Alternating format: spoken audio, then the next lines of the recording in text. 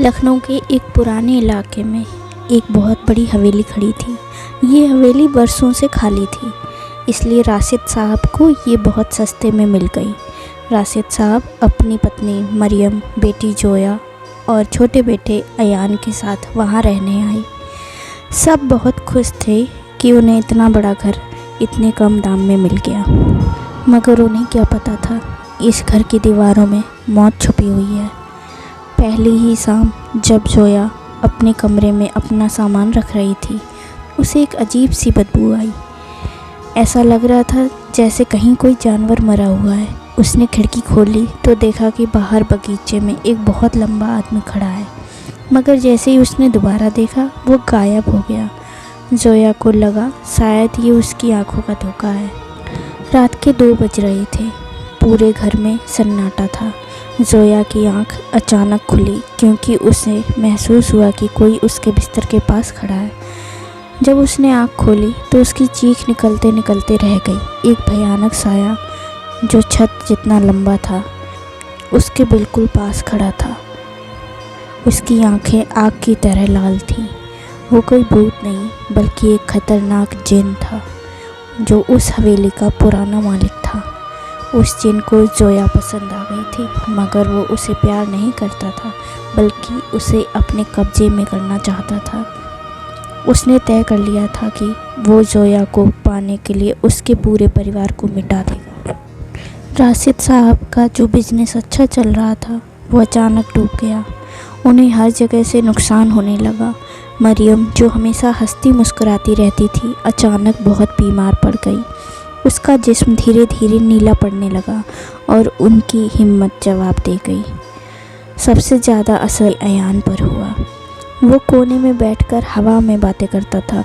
जब उससे पूछा तो अयान बोला, मेरा नया दोस्त कह रहा है कि वो जोया बाजी को अपने साथ ले जाएगा और हम सबको मार डालेगा। घर में डर का माहौल इतना बढ़ गया था कि कोई एक कमरे से दूसरे कमरे में जाने से भी डरता था। एक रात हालात हद से बाहर हो गए। जोया अचानक नींद में उठी और हवेली के पुराने कुएं की तरफ चलने लगी। उसके चलने का ढंग बिल्कुल बदल गया था। जब उसके अब्बू ने उसे रोकना चाहा तो जोया ने उन्हें एक हाथ से उठाकर फेंक दिया। उस एक लड़की में इतनी ताकत आ गई थी जो नामुमकिन थी। उसी वक्त एक पुराने मौलाना को बुलाया गया। मौलाना ने घर में कदम रखते ही कहा, राशिद तुमने बहुत बड़ी गलती कर दी। इस घर में एक जिन का बसेरा है जो तुम्हारे खून का प्यासा है। मौलाना ने उन्हें बचाने के लिए दुआएं पढ़ना शुरू की, मगर जिन बहुत ताकतवर था। अचानक घर की सारी बत्तियां गुल हो गईं। अंधेरे में जोया की चमकती हुई सफ़ेद आंखें दिख रही थीं।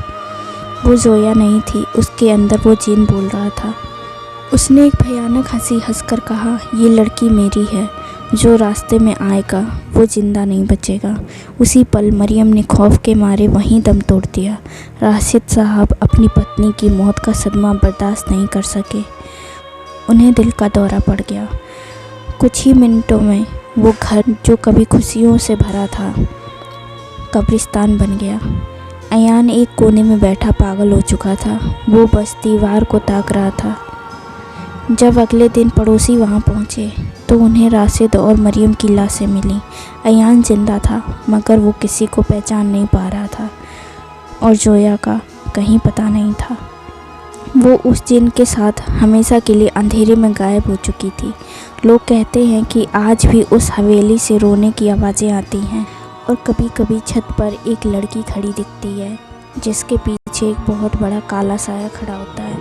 वो साया उसे कभी नहीं छोड़ता क्योंकि उस जिन ने उस लड़की और उसके परिवार को पूरी तरह बर्बाद कर दिया था।